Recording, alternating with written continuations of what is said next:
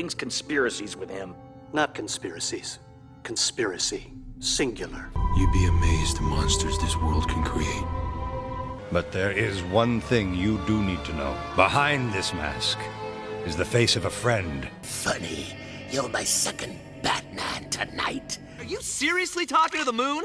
As in, the cow jumped over? There is more to the moon than childish stories. Are we interrupting something?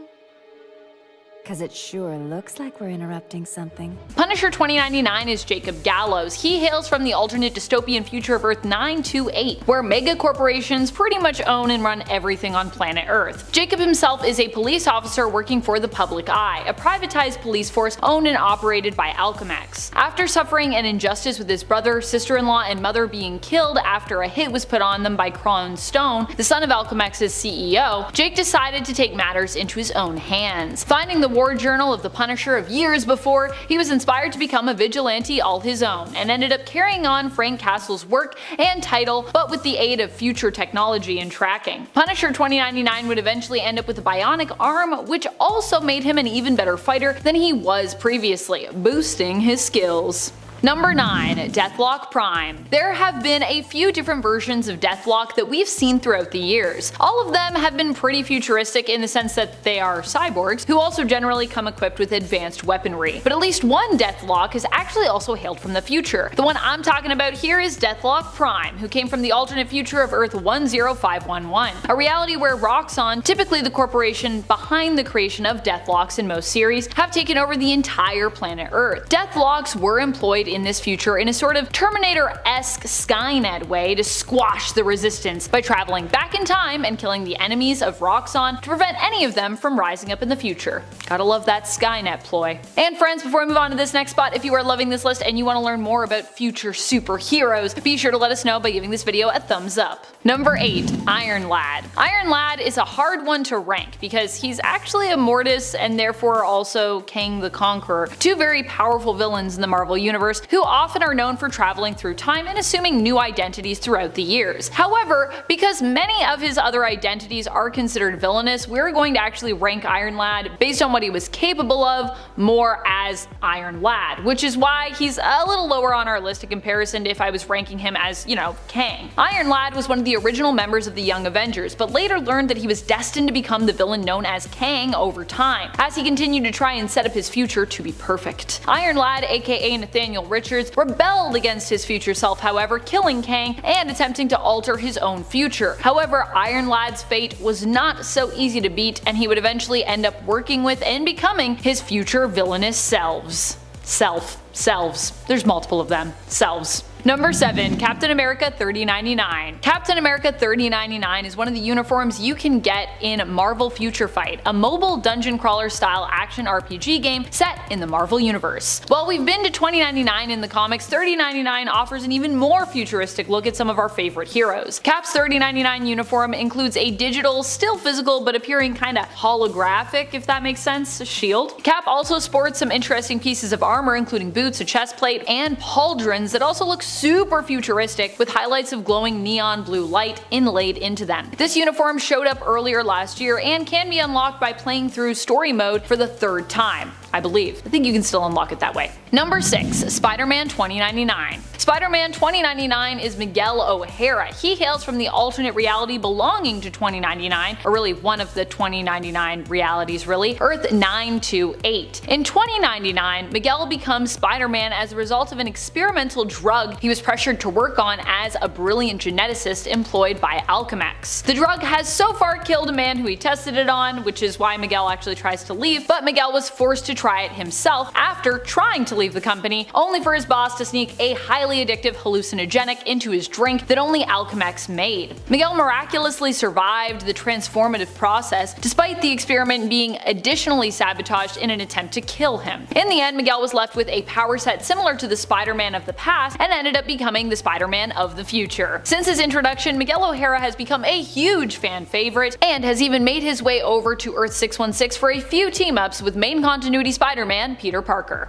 Number 5. Bishop. Bishop is a mutant from an alternate dystopian future, which is kind of a thing with mutants, if you haven't already noticed that before. There are a lot of mutants who come from the future, specifically various different dystopian futures. Lucas Bishop in his future was a mutant who joined up with the XSE in his timeline, known as the Xavier Security Enforcers. Bishop's powers allow him to absorb almost any type of energy, including kinetic energy, even energy from a snowfall, store up said energy, and disperse it, using it to boost or heal himself or to fire concussive blasts at his opponents. Number 4. All-Father Doom. In the year 2099, Dr. Doom becomes a hero. There were actually 2 Dooms who appeared, and initially it seemed like the Victor Von Doom that we'd come to know may not actually be the true Doom. After all, he was younger and unscarred at his first appearance. However, this would actually be explained in time, and it would be revealed that the other, more villainous Doom was a brainwashed imposter, Eric Zerny, in truth. In fact, there weren't even just 2 Dooms. There were kind of 3 if you're counting Tiger Wilde, a cyborg who became dictator of Latveria. He didn't necessarily go by the name Dr. Doom, but definitely had a kind of Doom vibe going on with his metal cyborg self and being a tyrannical ruler of Latveria. The real Doom ended up being the last one standing in the end and used his power for good. True, he does set out to conquer the United States, but this is actually a good thing as he aims to do so for heroic reasons, wanting to take down the mega corporations who basically now control all aspects of the nation and its civilians' lives in the future. He even brings back S.H.I.E.L.D., which is pretty good, I think. Number 3. Cable. Probably one of the most powerful superheroes out there, period, is Cable. Cable is little baby Nathaniel Christopher Charles Summers, initially referred to as Baby Christopher in the comics, all grown up. Cable actually goes to the future and then comes back to the past after having a roller coaster of a life. He is the biological son of Scott Summers, aka Cyclops, and Madeline Pryor, aka the Goblin Queen, and also Jean Grey's clone. Jean herself is also a mother to Cable, thinking of him as her own son and having memories implanted in her mind of his childhood. So to Jean, she also is his mom, and to Cable, Jean is also his mom too. Being the child of such powerful mutants means that Cable himself is an immensely powerful telepath and telekinetic, despite the fact that he has to focus a lot of his mental strength on fending off the techno-organic virus, which he was infected with. He's also an immensely skilled combatant capable of time travel.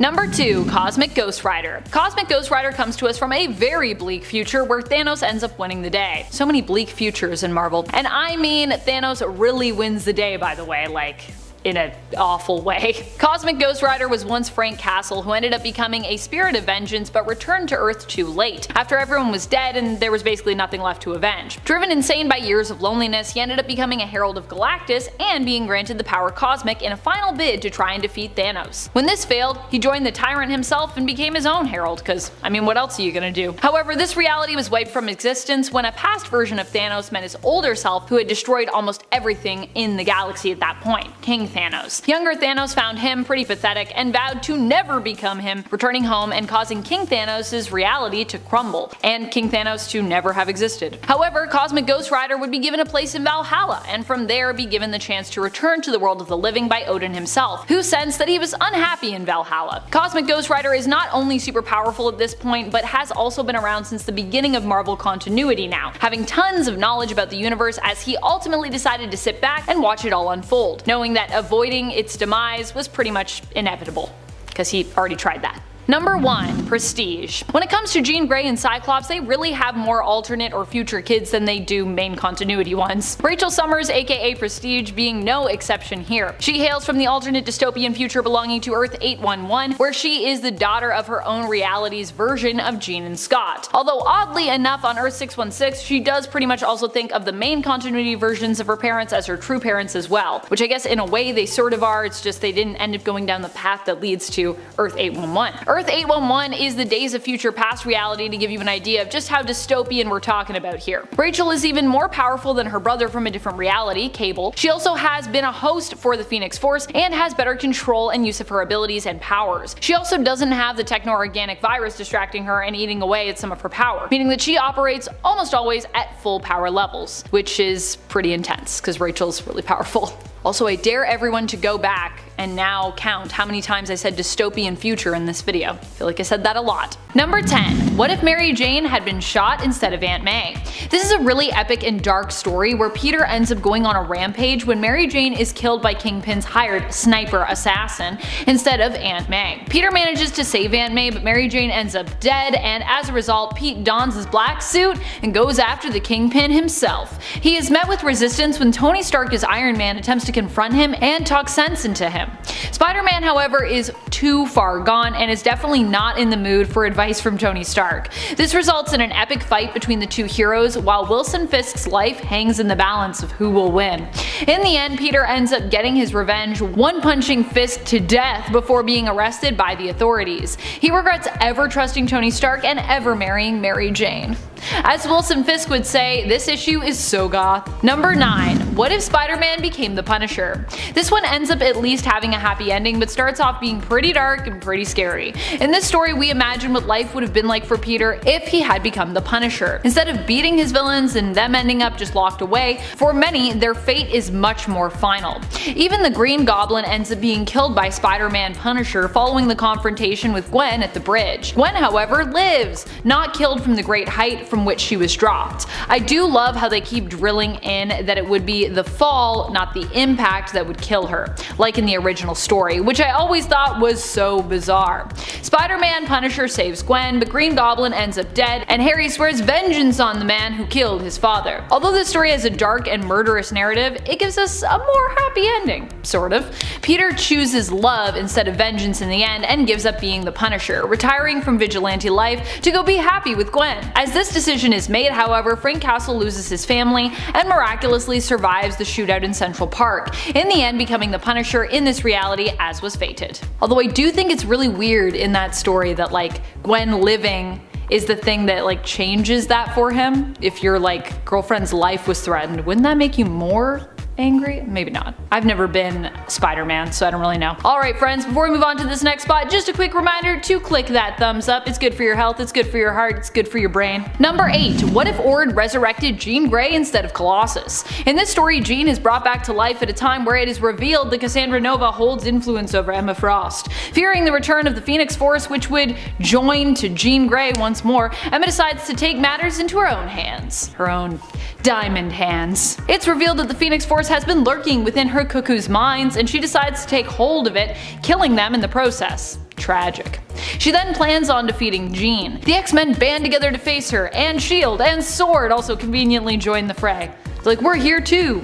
In the end, Ord, Beast, Emma, and her cuckoos, and Kitty lay dead, and the Phoenix is contained, but Cassandra remains undetected, still out there waiting for the right moment to strike. Number 7. What If? The Spider Who Went Into the Cold. This story comes to us from the What If story Spider-Man vs. Wolverine, and asks the question, what if Spider-Man never came back out from the cold? This story sees Peter Parker actually kill someone while acting as Spider-Man. It was an accident. He thought the person had armor that would protect him from the hit, but it was powered down.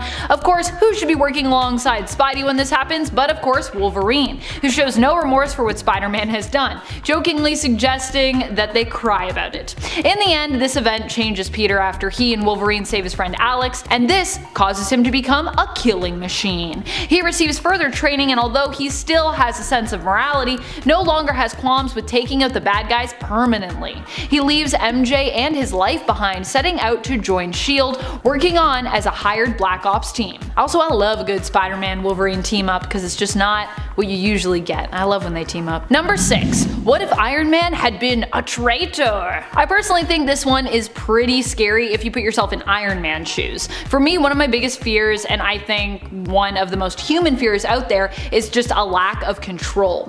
In Tony Stark's case, he doesn't really have any control over what he does or how he acts in this story, but is forced into being a traitor when a rival country gains control of his heart. If he refuses to do as is demanded of him, he is put through intense and unyielding chest pains and could be killed. This ends up putting him on a path to attempt to kill Reed Richards, all while leaving a trail of breadcrumbs for Reed to follow so that he might be able to figure out that Stark's actions are not his true intentions and that he is being manipulated into harming his compatriots and betraying his country. Number 5. What If the Man, the Monster? This is actually one of the scariest ones for me in my opinion. This story was such an intense story that we didn't even get an introduction from the Watcher Uada. Here we have a story where the roles are reversed between Bruce and the Hulk, where Bruce is the monster and the Hulk, or Starman as he's known here, is the sensitive, compassionate one. Here Bruce Banner is a colonel who marries Betty only to mistreat her after being traumatized from years of being mistreated by his own father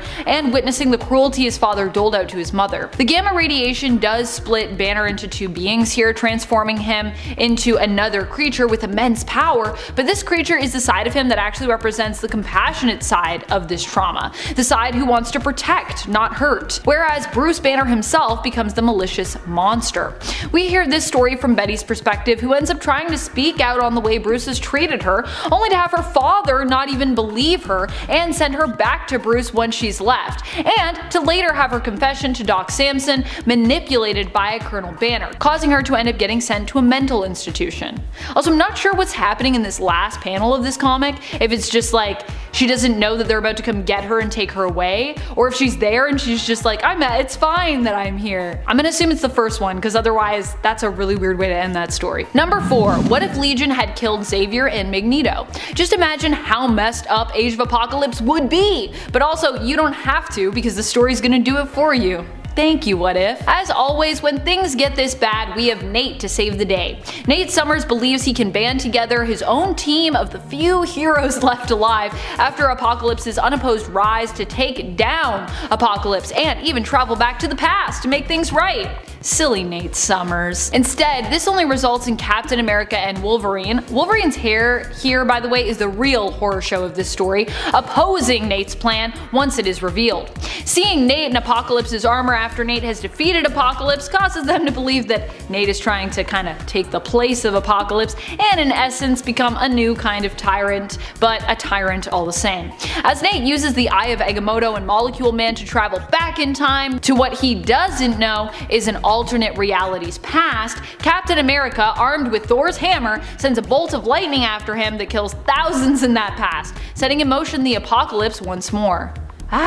Number 3. What if Danger became a bride of Ultron? I like how the title is a bride, even though in this reality Danger becomes like the ultimate bride of Ultron. A bride, as though in this reality Ultron is like multiple brides. I feel like that never works out for him, to be honest. But either way, this gives Ultron what he has always truly desired, that sweet, sweet love connection. I mean, completion, yes.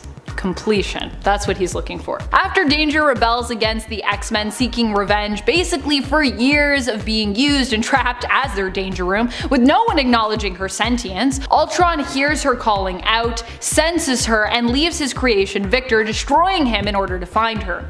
The two come together and as a wedding present, Ultron gives Danger her father, Professor X, helpless against the technology as his telepathic powers don't work on them. Ultron has him crushed and killed. The story ends with Danger and Ultron soaring off to bring havoc to the universe, flying through space on their creepy mishmashed Sentinel child. It's like a scary story, but it's also a romance story at the same time. Number 2. What if Wolverine was never deprogrammed? This is a pretty scary and gruesome one, I'm not gonna lie. Though, you know, still keeping in line with the PG-13 aspect of comics, a lot of the gore is hidden, but you can still imagine it, and when you imagine what's happening to these people here, it's pretty insane. Here we get to imagine what if Wolverine just kept on being a killing machine, brainwashed into taking out his fellow heroes, including all of those that he loved. As in many of these potential scenarios, it comes down to Wolverine and Kitty Pryde. Kitty is unable to fathom how Wolverine could be so far gone that he'd kill her, and yet after witnessing the death of everyone at his hands, including Invisible Woman, who is clawed through the bottom of her feet before getting claws right through her face, and Captain America, who gets claws right up through the bottom of his jaw through his entire head, she is forced to confront the reality that her mentor and friend Logan is really gone. Like, that's definitely gonna convince you once you see that. You're like, okay, there's no hope for you. In the end, she sacrifices her hand, and it's implied her life in killing Wolverine. She phases her hand through his head, turning it solid, and then letting go as Wolverine instinctively slices off her arm, preventing his body from being unable to heal due to the hand lodged in his brain. That'll definitely prevent someone from healing.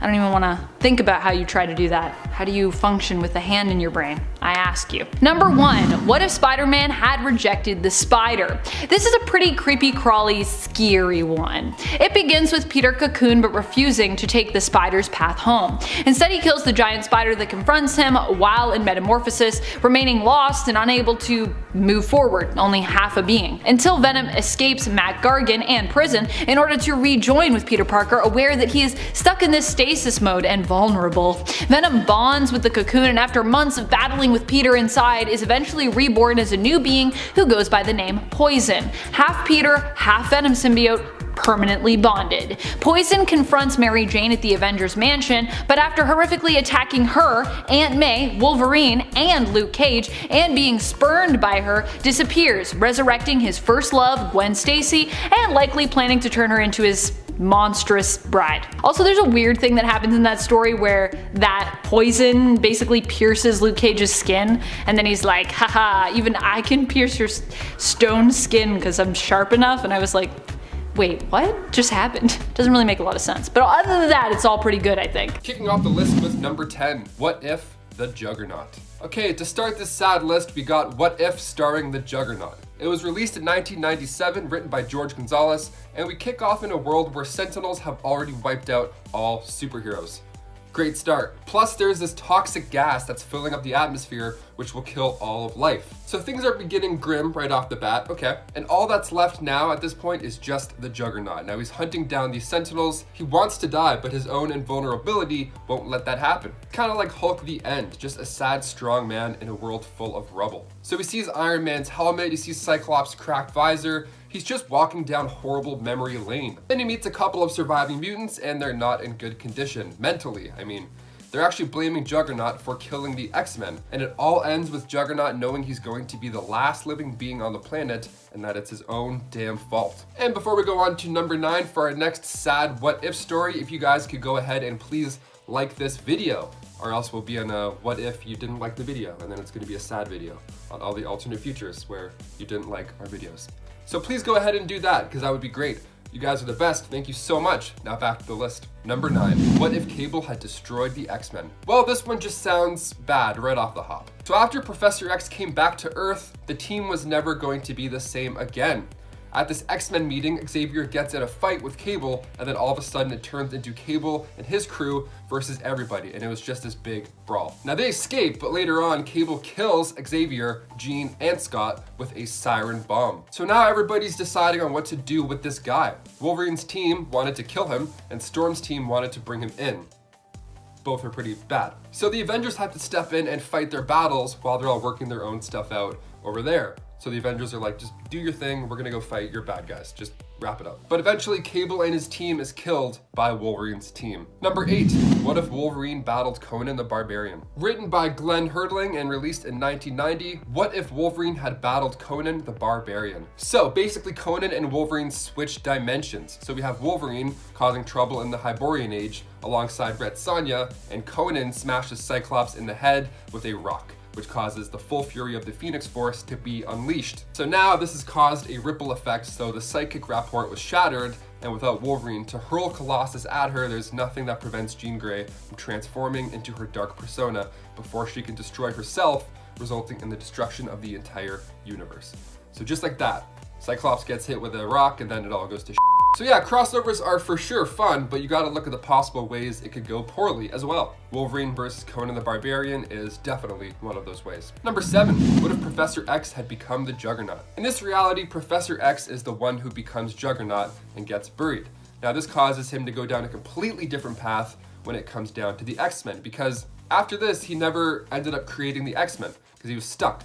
So now the Fantastic Four wants to defeat Magneto instead. So Professor X, he's still listening. He's using his mind powers. He's knowing what's going on out there. He's kind of getting pissed that he's not able to go out and help. So he digs his way out, and his telepathy powers are now stronger than ever with his new Juggernaut super strength. So he takes over the country with his own X-Men posse to enforce these anti-human laws. So Cyclops even sided with Magneto at this point because he could block Xavier's telepathy. So they're battling it out on Asteroid M, and Cyclops is trying to remind Xavier about his original dream, you know, with humans and mutants living together in harmony. And before he could really consider it, the ground beneath him exploded and he got launched into space, probably forever, and man, that's gotta be boring. Imagine not dying in space. That sounds like an absolute nightmare. This should be number 1 maybe, I don't know. Number 6, what if the Hulk died and Kyra lived? Written by Greg Pak, released in 2007. Okay, so we start with the Hulk saving Kyra by throwing her out of the way of the explosion instead of the ship. So now the Hulk had died along with Crown City. And Kyra, she's pretty pissed, right? She takes all the old power from the planet and gets ready with her sights set on Earth. She's coming. First stop, of course, being the moon, where she defeats Black Bolt and then implants a obedience disc on him. So when Strange and Sentry come to the rescue, she makes Black Bolt use his sonic scream, which of course results in both of them dying. She's killing everybody fast, okay? So Heroine comes to stop her and says that basically if you kill everybody on Earth, nobody can honor your dead husband. So she says, fine, but you're gonna wish you were dead instead. And then it cuts to 21 years later and she's made all the remaining heroes build this massive Hulk statue. And when it's finally done, she walks onto the hand of the statue and then turns it to stone, joining him. The end. Yeah, how sad is that? I mean, I feel like it wouldn't take those guys 21 years to build a statue. I mean, if they're getting paid by the hour, sure, then by all means, go for it. Number 5, what if the Avengers had never been? Written by Jim Shooter and Gil Kane, released in 1977. This was actually the first what if issue with a major death. So of course it has to be on the list somewhere. So we start off with the Hulk. Now this time he's not hitting, he's actually quitting. Now this caused the Avengers to dismantle. So Stark asked Rick Jones to find the Hulk, Thor went back to Asgard, and Jan and Hank went back to living as normal people. So Rick finds him, but he's now being held hostage from the Green Giant. So Stark swoops in and saves him, and they head back to the Avengers mansion. So Namor and the Hulk call out the Avengers, or rather what's left of them. So Iron Man makes a few iron suits for the others, and the suits, I mean, they aren't Tony Stark. They can't control these things nearly as well as he can. Unless you're in the movie Iron Man 3, then everyone can do that all of a sudden. So they stay in retirement. They're like, screw that, I don't want any part of that. So he's like, whatever. He powers up his own suit a little bit too much, and then he heads to the battle alone. He fights a bit, and then right when he's about to be ended, the rest show up. Jan, Hank, and Rick are back. Nice. So Tony is done at this point. His armor is weak, he's close to being finished off, so he uses his remaining power to regenerate Hank's armor. So the Hulk snaps out of it and goes after Namor, while the rest of our heroes mourn over a fallen Tony Stark, who sacrificed himself to save his team. Similar vibes to Endgame. A lot of feels in that one, okay? A lot of feels. A good number 5 feels train. Number 4, what if somebody else besides Spider-Man had been bitten by the radioactive spider? Written by Don Glutt, released in 1977, we get to see a dream play out. Look, we've all probably wanted to be Spider-Man at one point or another. Of course, I mean, doing backflips and swinging downtown, that's gotta be the vibe. But of course, when it comes to stopping criminals and taking out supervillains, it's probably pretty stressful. So in this what if, we get to see this idea play out. We see other characters have a crack at the life of the web slinger, starting with Flash Thompson. And let's just say it's a lot harder than it looks. So we got Flash Thompson. Now after he gets bit, he teaches a bad driver a lesson, and he feels pretty good with his new given abilities, and he plays it out a bit. So he decides to take a crack at professional wrestling, maybe make some cash, which is a pretty good idea. I mean, you're a superhero, so you can definitely win most, if not all, fights. But he accidentally kills the guy. Sorry, oops. Then Betty Brant is now up with the powers. Okay, so let's see how she would do in the life. Well, her costume for starters is pretty badass. But when she runs out of web fluid while making TikToks, a thief runs by and gets away. And that thief, of course, being the one to take Uncle Ben's life. So far, so bad. Now finally, we have our third contender with the powers. John Jameson. While his outfit was also pretty good, he couldn't do the job like Peter, and he actually died while trying to prevent a space shuttle from crashing. I guess it's not as easy as it looks. I mean, to be fair, if something actually happened and I had webs, I really wouldn't know what to do. I would do a backflip and be like, is it fixed? No? It was cool though. Number 3.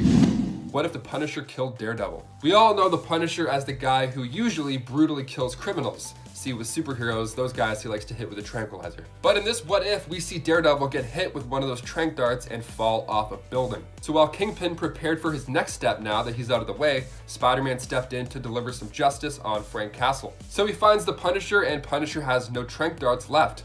So he shoots Spider-Man in the shoulder. It's messy, but not fatal, he says. He should survive unless he exerts himself, which he does. And his identity is then revealed. Then it cuts to Aunt May's house, and she grabs a paper, reads the shocking headline, and then the house explodes from a missile launched from the Silver Mane City. Boom, house gone. And then after a little while, Peter shows up in a hospital gown, ready to get some revenge on Frank. Peter does pretty well in the fight, so well he's actually just moments away from throwing the Punisher off of a building to his death. But the Punisher stalls and says he has info about his Aunt May, and this slows Peter down for just a split second, allowing for the Punisher to unload on Peter. God, imagine if they introduced Frank Castle in the MCU and then they immediately did something like this. Number 2, what if Kraven the Hunter had killed Spider-Man? Released in 1990, written by Richard Howell. Yeah, judging by this title alone, this one's a little sad. I figured we're already on the Spider-Man misfortune train, so I had to throw this one in next, you know? What if Kraven had killed Spider-Man? Okay, so we start with Pete patrolling the streets when he's suddenly trapped by Kraven in a net, and just like that, he unloads, killing Peter Parker.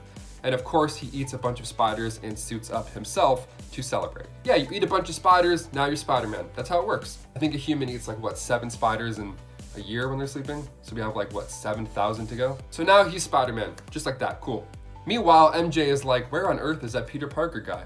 And then MJ is approached by a couple of thugs, and then in comes Spider-Man to save her. Only it's Kraven, but she doesn't know that. But she can tell something's up because Spider-Man doesn't recognize her, and he's way more brutal with taking out these thugs. So Cap, Daredevil, and Human Torch jump in to see what's up with the wall crawler. They did a decent job of wearing down the beast, but he needed more power. He ate a bunch of spiders earlier, so now it's only fair if he tries to eat Spider-Man's dead body, right?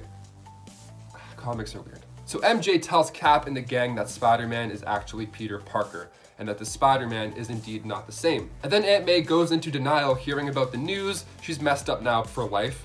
And the media isn't happy with the tension between supers and the public. The story ends with MJ standing at Peter's funeral, wondering how things could have been. God, Peter just can't catch a break, eh? Oh my God. And finally, number 1, the saddest of them all, what if Wolverine father? Written by Rob Williams, released in 2011, we start off with Wolverine taking out the Winter Soldier. And we see a world with Wolverine and Daken if they had spent their life growing together as father and son. So now we get to see what it would have been like if Logan was there for them the whole time. Now in this reality, they're named John. This life, however, was filled with repression and lies and led to John leaving his home and rising up as Daken, becoming the leader of the Japanese underworld. So Wolverine tried to save him, but because of the way he was raised with this version of Logan, he looked at him like a monster. He viewed himself as a monster too. This is the Muramasa blade, John, says Logan as he stabs him. Healing factors don't work on it. The issue ends with the boy dying beside his father, and Logan uses the same blade on himself. And that's the end. That's the end of the comic. Everyone dies, everyone's sad. That's what ifs for you, right there. Kicking off the list at number 10, Booster Gold. Born in the 25th century Gotham City, Michael Carter was born a twin alongside his sister Michelle. Their mother was loving, but their father left them on their 4th birthday. What a sad birthday that is. He left to gamble his life away, and as a result, Michael and his family have to live with this massive debt. Michael was nicknamed Booster in college because he was killing it in football. He was aiming for the big leagues. Now his mother got sick, so Michael took a page out of his father's book and made bets to make bank. He purposely threw games to afford treatments for his mother, but after she was cured, Michael was then called out and then later put in jail. Once he was released, he got a security job at the Metropolis Space Museum, where he admired photos of superheroes from the past, from the 20th century. So he stole some artifacts from around the museum, used Rip Hunter's time machine, and shot back to the 20th century, saving the life of Ronald Reagan. His tech is pretty sweet. I mean, he stole a Legion flight ring, he stole an advanced combat suit, gauntlets. Honestly, it's the visor for me. That's what makes it, personally. Number 9, Cable. First appearing in Uncanny X-Men issue 201, Cable was the newborn Nathaniel Summers. His story is pretty wild and also kind of confusing. His birth was planned by Mr. Sinister. Now, he created Madeline Pryor, which was a clone of Jean Grey. He did this so Scott Summers would fall for her and then in turn give birth to the most powerful mutant ever. Apocalypse eventually figured this new kid could be the perfect upgrade as well, so he had the child kidnapped and then infected with a techno-organic virus. That's when X-Factor's AI, Ship, merged with Nathaniel. It was trying to slow the virus down, but after Apocalypse lost to X-Factor, Clan Ascani offered to save the child by taking him to the alternate future of Earth 4935. Now, his telekinetic powers kept him safe from the techno-organic virus, but in the future, he also gained access to amazing tech, including a teleportation device from Forge. So he's a jacked warrior and strategist with a 21st century and 39th century weapon haul. Hell yeah, we love him. Josh Brolin played him in the MCU, and honestly, he should come over with Deadpool. He's too good. I don't care if he was Thanos. We'll ignore it. And before we continue on with this future list, if you want to go ahead and give us a thumbs up, that would be great. It really helps our channel out so much. You guys are the best. Thank you so much, nerds. Now let's get right back to the list. Number 8, Iron Lad. Making his first appearance in Young Avengers back in 2005, the comic begins with these, well, Young Avengers saving the day. Thor Jr. had lightning powers, Iron Kid's armor was more advanced than Iron Man's, Teen Hulk was polite, odd, and Lieutenant America was helpful yet bossy. Looking good so far. Now these kids aren't with the Avengers, therefore they have to be put in check. You can't have these kids risking their lives. That's a no-go for Cap. Now if they're mutants, they'll refer them to Xavier's school, but either way, somebody's parents are getting a talking to. So the Young Avengers bust into a hostage situation at a wedding, and Iron Lad uses magnetism to take away their guns, while the rest of the team uses, well, brute force. They barely escape, but Iron Lad keeps warning the team about Kang. They'll need all the help they can get once Kang finds them, okay? Iron Lad eventually cross paths with the Avengers, and that's when he explains his origin.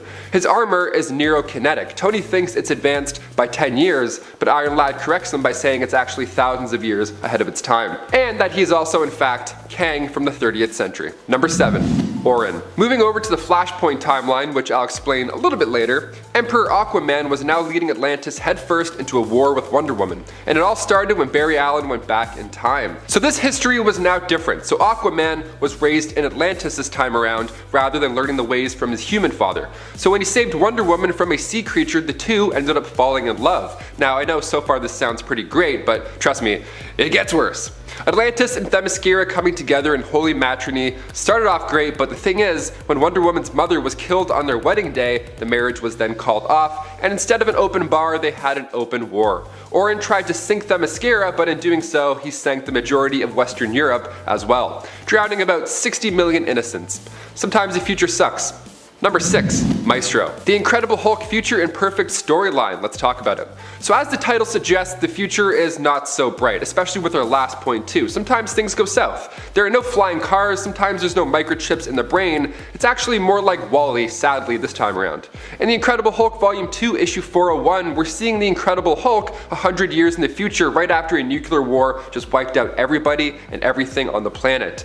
All the while, Banner had been absorbing this nuclear radiation and getting smarter, stronger, and more handsome, I guess. He became even more unstoppable as the Maestro and also a tad evil. He took out the remaining heroes of Earth, grew his beard out all sexy-like, and then literally ruled the planet. His trophy room was also quite impressive. He had Cap's shield, Doctor Strange's cloak, and Wolverine's entire skeleton. It takes a time-traveling Rick Jones and a much more sane version of the Hulk to trick Maestro into returning back in time to the Gamma Bomb experiment from day 1 in order to eliminate him.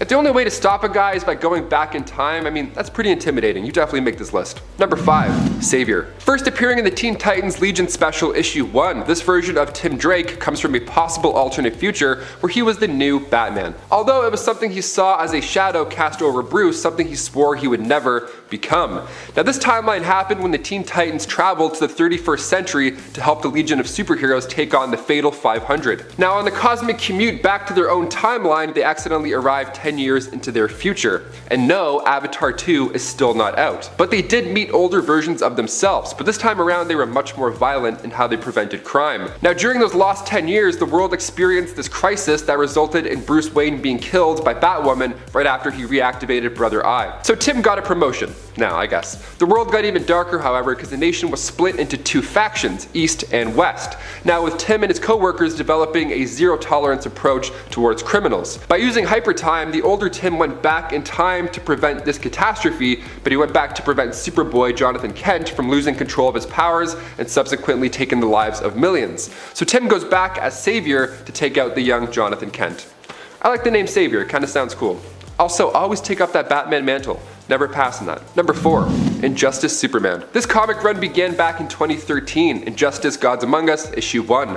Brought to us from the minds of Tom Taylor and Jeremy Rathpack, this time we get a dark alternate reality where Lois Lane was kidnapped by the Joker. So Superman goes on this hunt with the help of Justice League and he just tears apart ships. He's searching frantically for Lois, but readers quickly learn in Issue 4 that it will only get worse. Lois doesn't survive and this causes Superman to go insane. Because he felt responsible, he couldn't even stick around on the planet. He gave the body to Wonder Woman and then immediately flew away. Green Lantern tried to talk to him a bit, but he wouldn't stop to listen. He had something better on his mind, and that was revenge. Batman's face shares the same expression as readers here, but it's interesting because Superman tells Batman that he himself learned the idea of enforcing peace through fear from Batman. That's a pretty valid point. No one can really argue that, I'll admit. Number 3, Bishop. The classic time travel stressful circle. Lucas is from a time where most of the mutant population is depowered by the Scarlet Witch. Lucas Bishop was born in the 21st century of an alternate future, a much darker one where mutants were being hunted down by Sentinels, and the X-Men were pretty much wiped out at this point. If they weren't eliminated, they were then held at a camp, so it's bad on both ends. Bishop's parents were captured and held at a camp in New York, but when Bishop and his sister Shard were born, they were both branded with an M tattoo for mutant over their right eye. Eventually, the Summers Rebellion was underway, where humans and mutants came together to overthrow said Sentinels. But during this, Bishop's parents didn't make it. So at just age 7, he was forced to move to Manhattan, and that's where he met the Witness, who raised him and taught him how to be a skillful thief. He grew up later and joined the XSE, Xavier's security enforcers, where him and his sister excelled. He joined the X-Men after traveling back in time to the 20th century, and he has a bit of a hard time adjusting to these past norms. Omar Sy played him in Days of Future Past, and still today, it's one of my top 3 superhero movies. I love time travel stuff. More specifically, I love the X-Men. Go watch that movie. Number 2, Terry McGinnis.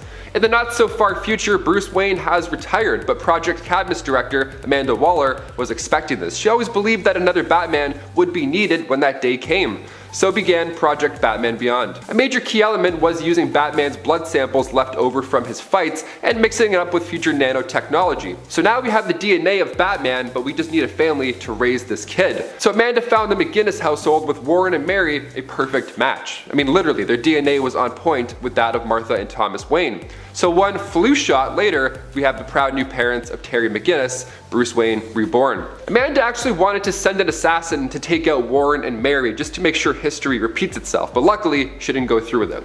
That would have been dark. That would have been really dark. Now, in his high school years, Terry was running away from a street gang called the Jokers. He ended up on the grounds of Wayne Manor, where an older Bruce Wayne came out and helped Terry defeat the gang. Now, Bruce was older, not in the best condition, so Terry helped him back inside. But that's when Terry stumbled across the entrance to the Batcave. It's pretty sweet. So when Warren eventually did get taken out, the corrupt CEO Derek Powers, new head of Wayne Powers, seemed to be behind it all. So Terry went back to Wayne Manor and was demanding more information. Eventually Terry returned, tied up Ace, stole a batsuit, and then handled Powers himself, which was quite the audition. And finally, number 1, The Flash. The fastest man alive. Okay, since the character's debut back in Showcase issue 4, back in the late 50s, The Flash has seen many villains and many more timelines. Amongst them was the Flashpoint timeline, which I mentioned earlier when talking about Emperor Aquaman. Flashpoint was a crossover miniseries by Jeff Johns and Andy Kubert, and it was the same event that led DC Comics into the New 52. It was a big deal. And it all happened when Barry Allen tried to run back in time to save his mother from biting the dust. But in doing so, he opened the door to this new reality where Superman was a lab rat, Thomas Wayne was a dark Batman, and Cyborg was the frontman. Kicking off the list at number 10, Superwoman. For this week, we'll be taking a look at Kristen Wells' Superwoman. She first appeared in DC Comics Presents Annual number 2. Now, she's from the 29th century. Kristen was a history student who traveled back in time to discover the origins of Miracle Monday, a universal holiday. She was quite committed to the craft, and it didn't take long for her to become Professor Wells. Her next field trip was a little more intense. Now she traveled to the 20th century to discover the secret identity of Superwoman, only to find out it was her the whole time. See, this Superwoman version of her took future tech, traveled back in time, and then saved the day alongside Superman at some point. Then she helped him take down King Cosmos. It was a pretty big deal. And then Wells traveled back to the future to tell the people the secret identity. It's kind of confusing in the brain. And they're all pretty shocked, but they're thrilled nonetheless. They gather and they celebrate Kristen's accomplishments that technically haven't happened yet in their timeline. What an odd party. Hey Kristen, great job. She's like, thanks, it was hard. Number 9, Rip Hunter. Making his first appearance in Booster Gold issue 13, Hunter is a guardian of the time stream and leader of the Time Masters. Not bad on the resume. Rightfully so. I mean, right from the start, this guy was preparing for enemies a time traveler would face. He was worried somebody would go back in time and prevent him from being born, so he got ahead of the game, or behind it rather, and then he hid the details of his birth from the public. I have to include Rip Hunter because we mentioned Booster Gold in our last futuristic hero list. Rip Hunter is the son of Booster Gold, but not even Booster knows that, so no one tell him, no one text him.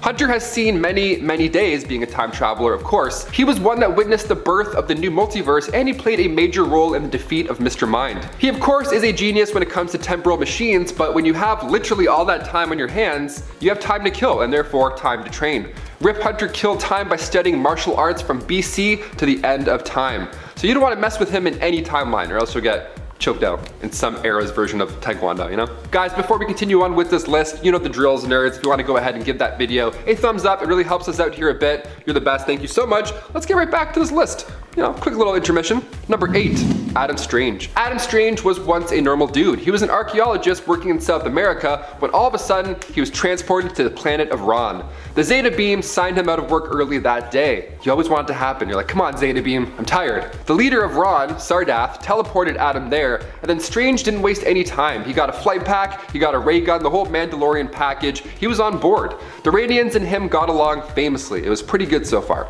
He even charmed Sardath's daughter over there, and they eventually fell in love. Now the beam effect wore off, so he did eventually return to Earth, but after predicting where the next Zeta Beam would hit, Adam scheduled those trips, those archaeological trips, around that location. He needed to marry Atlanta, so he has to check in with the fam. I get it. Now it turns out this beam wasn't too leisurely, it had purpose. Radians were becoming more and more sterile, so this beam was actually searching for a suitable mate on all these planets. So Adam met the Justice League after assisting in a battle with Kanjiro, but when he was offered membership, he declined it, because he was too committed with the Radians. The jetpack and the ray gun, I mean, he's obviously busy, he's shooting things, flying around, he's got his hands full, literally. Number 7, Caleb. Caleb of Hedros made his first appearance in Superman the Man of Steel Annual, issue 5. He's from the Legends of the Dead Earth crossover, when Lex Luthor XL activated Krypton Protocol. Now at this point, Lex was the leader of the Galactic Empire, some Star Wars level villain stuff here. His goal was to destroy every planet that met the specifications for a Superman to be born. So basically, if a planet showed potential, if it had a yellow star, his solution was just to Dr. Evil laser beam the planet into extinction, and then nothing will happen. Not a bad plan. I mean, it's kind of brutal, but I guess it would work. So his target was this planet, Hedros. Now thankfully brave rebels also exist in this universe, so they snuck onto the planet and saved the last remaining inhabitant, Caleb. So once he got off this doomed planet, as Lex predicted, he became the Man of Steel. Number 6, Wave Rider. Matthew Ryder made his first appearance in Armageddon 2001. He's a time traveler who comes from a dark future. I love old comics when they talk about the future because the year that Matthew came from is only 9 years away from today. Yeah, he's from the year 2030. Will there be flying cars, hoverboards, Avatar 2? Nope, it's actually going to be ruled by Monarch. Spoiler alert, it's pretty bad. At this point in time, he's wiped out most of Earth's heroes. It's not looking too helpful, so Matthew was rescued during this madness by a hero named Bennett Dilly. Matthew volunteered himself to travel back in time and hopes to figure out what turned Monarch evil. Now the past year's subjects never made it, but Matt Rayner did. Thank God. Now, not only that, when he entered the time stream, he was transformed into Wave Rider. So now he's able to surf through time whenever he feels like it. The classic go back in time but get powers during the commute. Awesome, we love it. He's also the king of spoilers, because his new powers allow him now to see into somebody's probable future by merging with them. Imagine bumping into this guy and you're like, oh, sorry. He's like, hey, no worries, good luck on your pilot test. They're like, what? He eventually joined the Linear Men and helped Superman quite a bit when Doomsday returned the first time. He offered details on Doomsday's origin, and he took Doomsday to the end of time, which sounds permanent, but Brainiac was still able to revive Doomsday. But we love the effort. Wave Rider is great, ladies and gentlemen, just don't binge watch any shows with him. He'll spoil the last season before it's even filmed. Number 5, Bart Allen. Making his first full appearance in The Flash Volume 2, Issue 92, Bart Allen was the grandson of Barry Allen, and his father was Don Allen, and his mother was Melanie Thawne, descendant of Flash villains Cobalt Blue and Professor Zoom. Now Bart was of course born with his grandfather's gift of, traveling at light speed, but he also aged at hyperspeed too, which is concerning. When he was only 2 years old, his body was already at age 12. President Thawne had the Dominators abduct Bart so they could do experiments and all that evil stuff, but they ended up creating a clone of Bart called Inertia. Now Bart was of course going to die earlier than most people because of his aging problem, so Iris West took him to the 20th century to the third Flash, Wally West, so he could teach Bart how to control his speed and, not perish and still stay alive. Bart came back later as Impulse and was one of the founding members of Young Justice. Number 4, Calculha. Also known as the Ancient One, Calculha was originally around in comics for a year, starting with Warlord issue issue 5. Calculha was the Atlantean god of light and was considered one of the most powerful mages in ancient Atlantis history. Being a follower of the Lords of Order and being born before creation itself, Calculha and Dark Magistra had some powerful offspring, Orion and Garn Danuth. Now, Orion was a demigod, and Garn Danuth grew up to become an agent of Order. All this power running through the family tree, but where did it come from? Calculha came from Darkworld. He was a protector of the creator of said realm. Kind of a big deal. Now, it didn't take long for him to become a sorcerer king, and then he liberated Atlantis, and before you know it, him and his wife Magistra and 10 other mages created the Zodiac Crystals, which are basically these statues that were patterned after all the Zodiac signs. So if you're into crystals, there you go. This cult couple didn't last too long because Magistra unfortunately joined the dark side. Calculha stayed pure. He declared himself to pure white magic. Perhaps the best part of this guy is his ability to see the past, present, and future. DC Comics Presents issue 75 is a trip. A lot of time travel goodness in those old pages. You gotta go check it out. Number 3, John Fox. Making his first appearance in Flash Special Issue 1, John Fox resided comfortably in the year 2645. He was a historian for the National Academy of Science in Central City, and his life changed when the radioactive villain Manfred Moda showed up. He was causing destruction, the world was in chaos because of this guy, so the Academy decided, you know what, let's just send John back in time because we're in the future and we can do that. Hey, what's up? And then John can grab a Flash or two, come back, and then all of them can help us take down Moda. Now the plan of course didn't work because it's easier said than done. He couldn't get any Flashes to come back to the future with him, but during this cosmic commute, John himself got super speed, which is almost a better alternative if you ask me. He quickly suited up and took down Moda himself, quite impressive. This sounds like a dream scenario, but John lost his job when speed robots came into the picture. Damn robots taking our jobs, even in 2645. This is relentless. Number 2, Batman. On our last list of futuristic heroes, we mentioned Thomas Wayne, the Batman of the Flashpoint universe, who is a little dark to say the least. So for this list, we had to mention the time that Batman was sent back in time through Darkseid's Omega Beams. It's super fun and also really stressful. This happens during the 6-parter written by Grant Morrison, Final Crisis. Now it appears Bruce is dead during the story, but later on it's revealed in Return of Bruce Wayne that he just took a trip through time. He was sent back to multiple eras. I'm talking the dawn of history.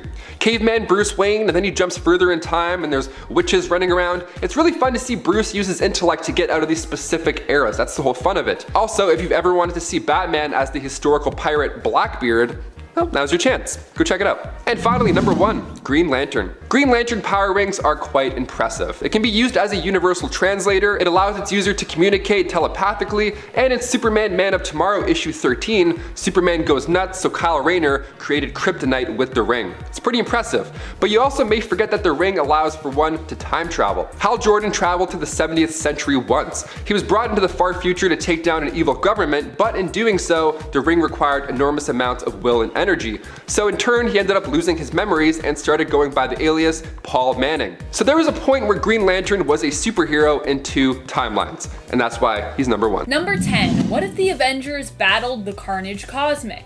Carnage Cosmic is a version of Carnage where he is bonded to none other than the Silver Surfer. During the first appearance of this hypothetical monstrosity, Carnage simply used Silver Surfer as a mode of transportation to get back to his beloved host, Cletus Cassidy. However, in issue 108 of What If Volume 2 in the 1989 series, we examine what would happen if the villain became more of a greater threat. It takes all of the Avengers to even stand a chance against him, and even then they are overwhelmed. In the end, Silver Surfer is forced to fly into the sun to get rid of this stubborn and deadly symbiote, which also means he has to fight for control all the while. Number 9. What if Rick Jones became the Hulk? Okay, so admittedly this story is more silly than scary, but if you actually think through everything Rick Jones goes through here and the fate of Hulk at the end of the story, it can be seen as, well, being pretty scary.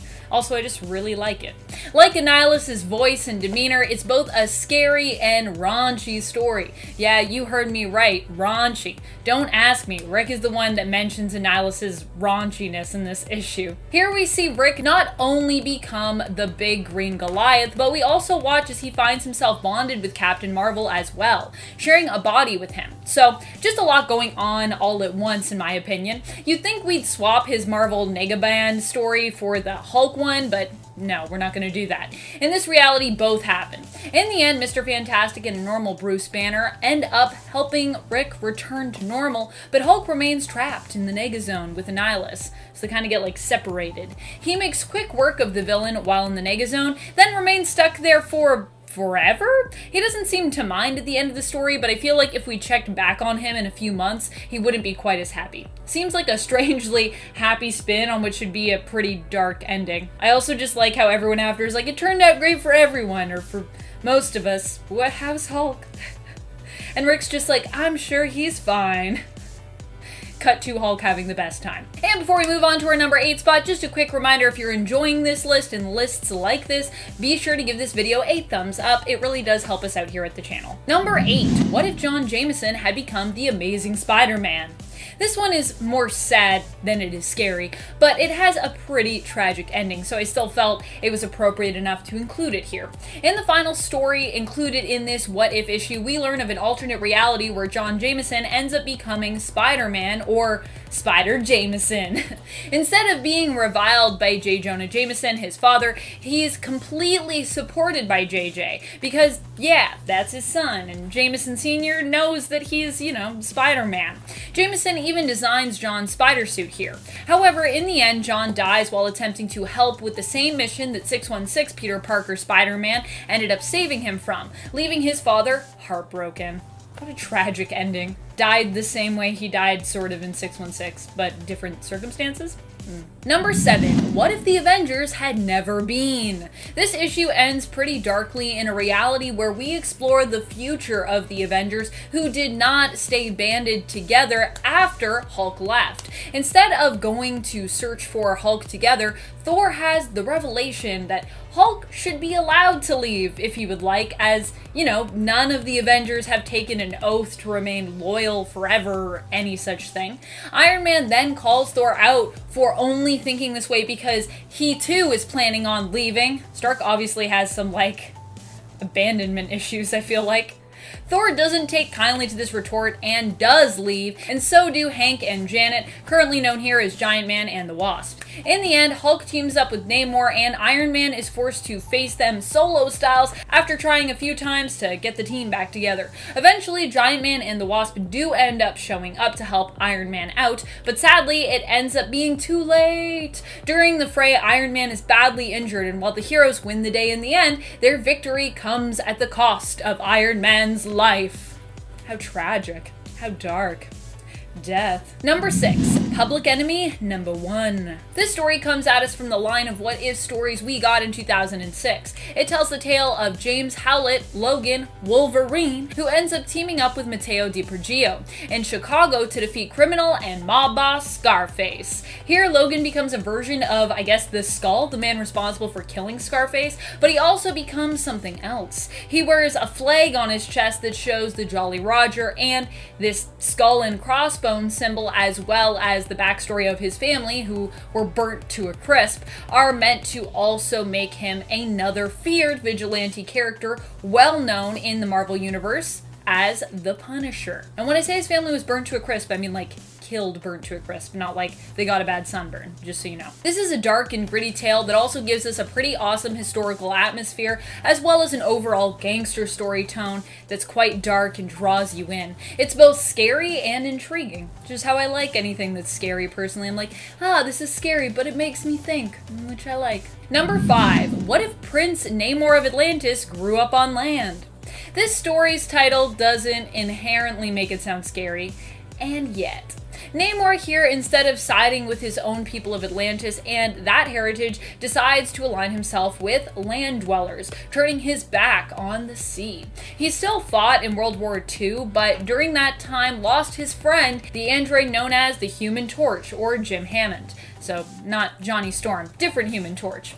Immortalized as a hero, the Human Torch's memory lives on, but so too, does it seem, did he. 30 years later, the government gets a signal, which they think is from the Human Torch, calling out, repeating the same word he was saying on repeat when he went missing: Namor.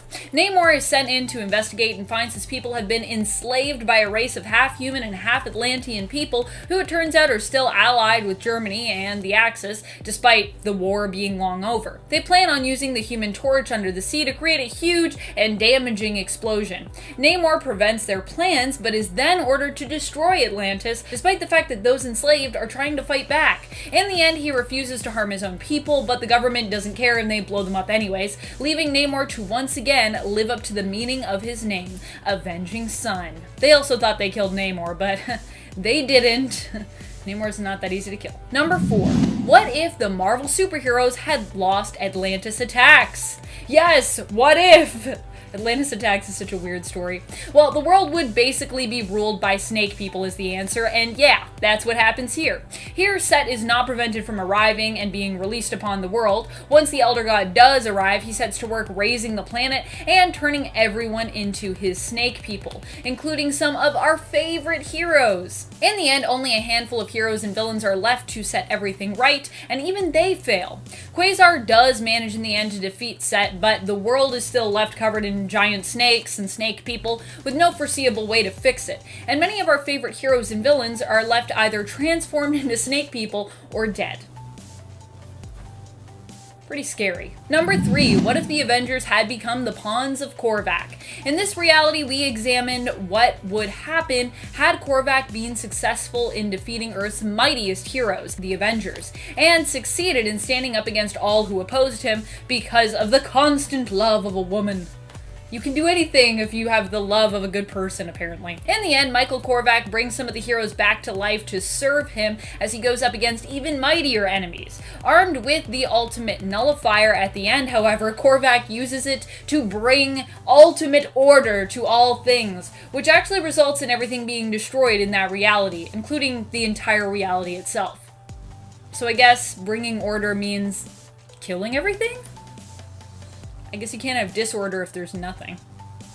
Number 2, Kingdom of Cain. This What If story comes to us from issue 94 of Volume 2, the 1989 What If series. Here we see the Juggernaut roams the post-apocalyptic landscape of the Earth completely alone, the sole survivor after a disastrous Sentinel attack which decimated the Earth's heroes and the Earth itself by leaking radiation poisoning all over the place.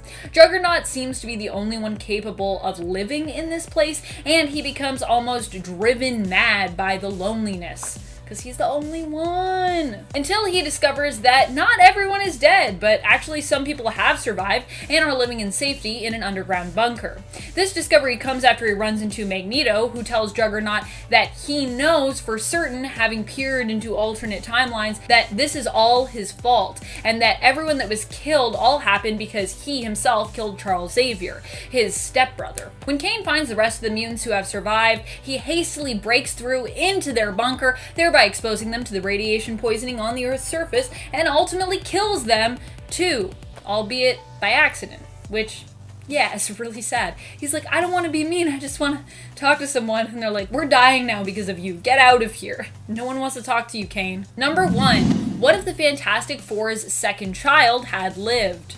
This doesn't sound like it should be the scariest story on the list, but it definitely is. The first story in this series is just a straight up horror story where Sue ends up giving birth to a healthy baby girl, but dying herself in childbirth. And that's not even the scary part. From the beginning, the doctors warned her that her pregnancy would be difficult, and from the beginning, Franklin Richards knew something was wrong with his unborn sister.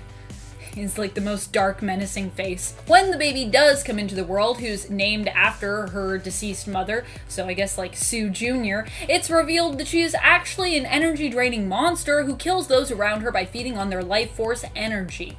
Franklin is finally able to convince his father of this, but too late, as Reed dies in the ensuing battle, leaving Franklin all alone. It's just a sad orphan. Also, yeah, he was so right. His sister's like a straight up demon monster thing. Yikes. Number 10. What if Captain America hadn't vanished during World War II? Captain America did vanish during World War II in the main continuity, but there is another important plot point in this story that we've seen happen more than once in comics, and that is Bucky Barnes taking over as Captain America. While Bucky was believed dead for years in the comics, he eventually returned in the early 2000s as the Winter Soldier, and it was revealed while being suspected as deceased after falling from a plane and being reported MIA that he had actually survived all these years. years. We've seen him take over and become Captain America both during the House of M event and in the main continuity during Brubaker's run of Captain America in 2008. And he also died as Captain America in the main continuity as well. So that's pretty interesting. Or we thought he died. Who knows if that would have been the truth in the What If story if it had continued. Number 9. What if Iron Man had been a traitor?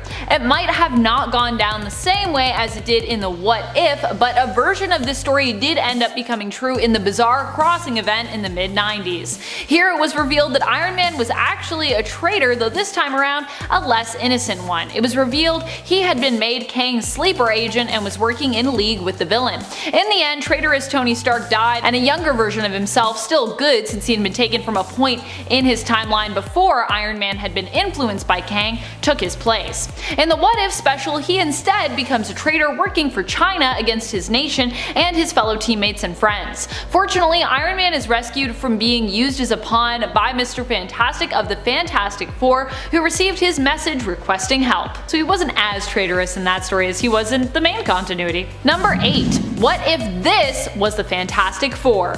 This was a story told as part of the Hero Initiative. Mike Wieringo had been working on the What If story before he suddenly passed away and had completed 7 pages of it. As such, the release date for the story was pushed back and it was utilized as a tribute for the amazing artist. The story is kind of an interesting special case where the What If was actually inspired by a true story that came before it from the main continuity, between issues 347 to 349 of the Fantastic Four series. The alternate team comprised of the Hulk as Joe Fixit, Spider-Man, Wolverine, and Danny Ketch as Ghost Rider stepped in to replace the Fantastic Four after they were tricked into believing most of the original team had actually perished by a Skrull who was posing as the Invisible Woman. I think it was Delilah. I think that's how we still say her name. It's like D'. Delilah? Yeah, I think so. This team was brought back a few more times in the comics and eventually became known as the go-to FF substitute team and team members, and are still referred to as such in comics today. This 2008 What If series imagined an alternate retelling where the team simply remained as the only FF left after the Skrull who had tricked them killed the original team members instead of simply incapacitating them. Wieringo was also misinformed during the creation of the What If and instead drew Johnny Blaze as Ghost Rider instead of Danny Ketch as Ghost Rider. Although this was going to be corrected before the book was published, because of his passing, Marvel decided to leave the art as it was, as opposed to altering Mike's art after his passing. Which I kind of agree with that decision, because I feel like that would have been really distasteful to his memory to change it. So instead we get Johnny Blaze, but other than that, this is a crew that's already happened in the comics. Number 7. What if Punisher's family hadn't been killed? Though of course in this story the Punisher's family is still killed, because yeah, it's kind of hard for Frank Castle to even become any version of the Punisher otherwise. However, instead of him being inspired to take up arms after his family gets caught in the crossfire of a mob hit and killed, they survive that fateful day, all because it rained on their picnic.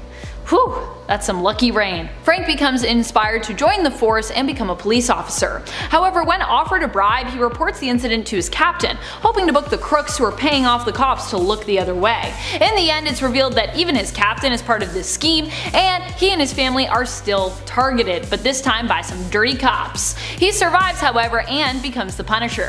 While this story does not make its way into the main continuity of Earth 616, this was basically verbatim the backstory used for the Ultimate Punisher from the kind of main continuity adjacent Earth of 1610.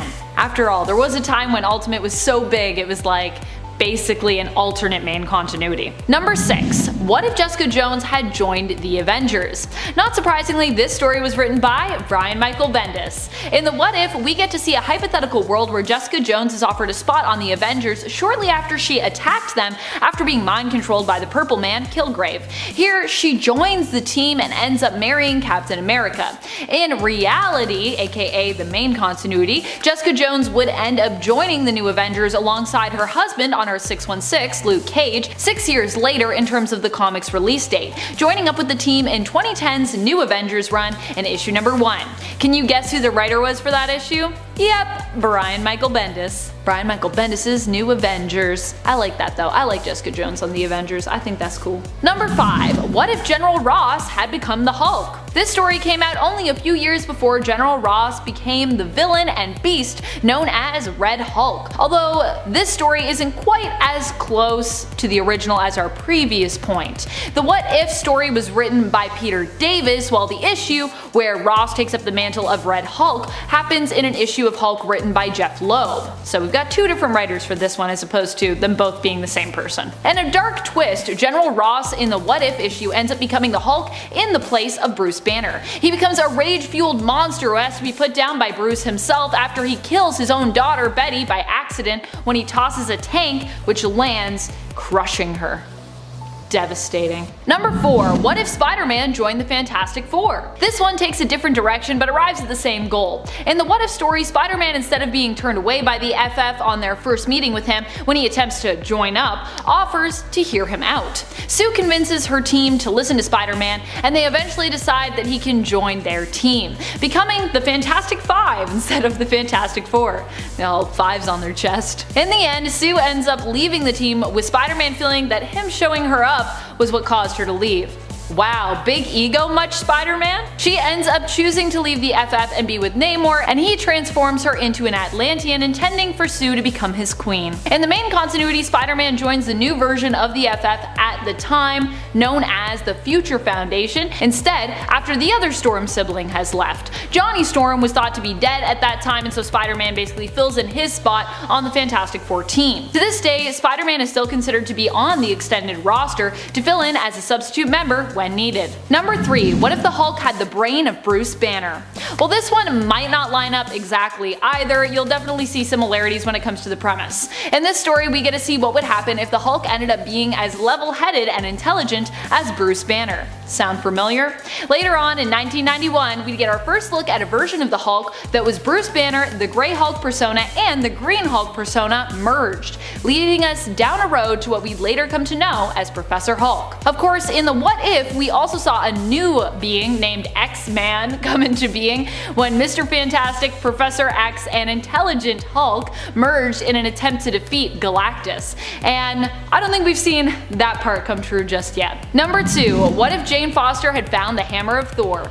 In this issue, we see what would happen if Jane Foster were the one to find and retrieve Thor's hammer, being deemed worthy by the weapon to wield it. She takes up the name Thordis in this issue and ends up fighting Loki. Upon meeting Odin, even in her Thordis form, he still does not like Jane, seeing her as an imposter, a Valkyrie in Thor's raiment. In the end, Odin gets over his distaste of Thordis and Jane Foster after she helps him to avert Ragnarok. He does make her give the hammer back to Thor, who is currently Donald Blake, but as a reward he also makes her an Asgardian goddess. Not a bad trade. In the main continuity, Jane became Lady Thor after Thor was deemed not worthy and the hammer called to her. Number 1. What if Thor was the Herald of Galactus? This one recently came true in Donny Cates' current run on Thor. Thor and Galactus teamed up initially to take on the universal threat that was the Black Winter. However, this idea was initially explored by Robert Kirkman more than 10 years earlier in the 2005 What If Thor. In this What If story, Thor becomes the Herald of Galactus and instead teams up with him to take on Loki, who has conquered Asgard and killed Odin after initially agreeing to become Galactus' herald to save Asgard from his hunger. Thor instead decides to let Galactus devour Asgard now that it is in ruins, and Loki rules it, first allowing his friends and fellow Asgardians who survived Loki's initial assault to escape to Midgard. Then he murders a bunch of frost giants and lets Galactus have his fill.